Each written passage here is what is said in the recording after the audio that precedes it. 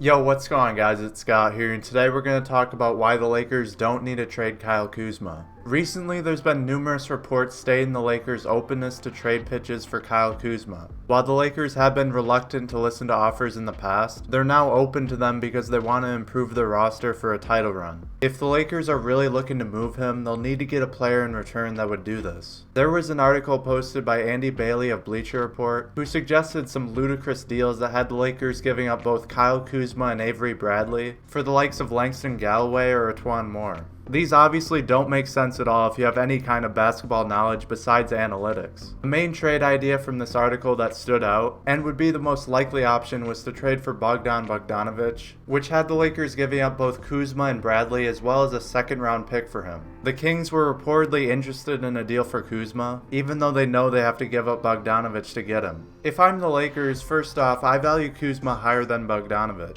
Some of you may disagree, but I actually think the second rounder would have to come from the Kings side and not the Lakers, especially since Bradley has to be added in to make the money work. Secondly, the main reason to make this trade is because Bogdanovic is a 4% better three-point shooter than Kuzma. Shooting is always an area of need for the Lakers, but Kuzma is not the reason they're only hitting 35% from three as a team, as he himself is a 35% three-point shooter on the third most attempts per game. In fact, LeBron and AD are the ones that are lowering the team three-point percentage the most, but there's no reason to treat that as a negative. Guys like KCP and Danny Green have shot the ball great for them at 42 and 39%, which is certainly good enough for them to get by. Getting rid of probably the third best shooter on the team for someone who would still be the third best shooter on the team just seems like a lateral movement, and the Lakers should be looking to add more shooters and not replacing them with what they already have. The way they do that is by signing someone like Darren Collison, who's expressed interest in returning to the NBA this season. Collison is a solid pick-and-roll playmaker who could solve their playmaking needs much better than Bogdanovic,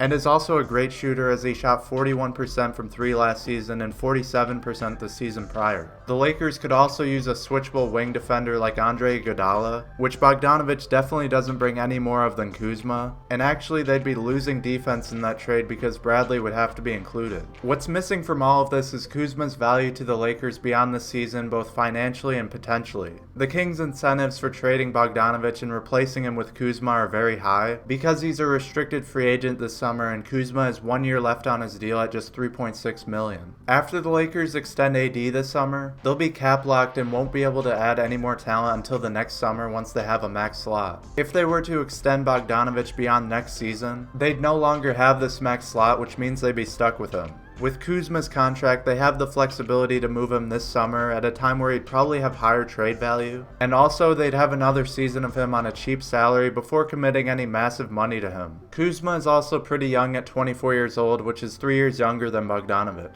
The Lakers are clearly lacking young players right now, and while this may be the least of their concerns, it will be once LeBron is no longer with them, and they have to look for ways to stay in contention. Overall, the Lakers know that Kuzma has more value to them than what's being proposed. Just last summer, when they were making the trade for Anthony Davis, they were insistent on not adding Kuzma to the trade. While their preference for keeping him over someone like Brandon Ingram was mostly for financial reasons, they clearly valued him quite highly. Kuzma has had an off year after beginning the season injured and dealing with other injuries throughout the year. We know from last year that he was on an upward trajectory and played very well alongside LeBron. While this year has been underwhelming, there's still plenty of time for him to play a vital role for them, and possibly be that third star that he was being propped up as going into this season. Even though the Lakers are in win-now mode and might be looking for minor tweaks, I just don't think moving Kuzma is the answer and certainly doesn't help them long-term. That's all I have for this video, guys. I hope you enjoyed. I'm going to be posting more videos now, and if you'd like more insight from me, go follow me on Twitter at ScottBall07. But anyway, if you enjoyed this video, please give it a like, and thanks for watching.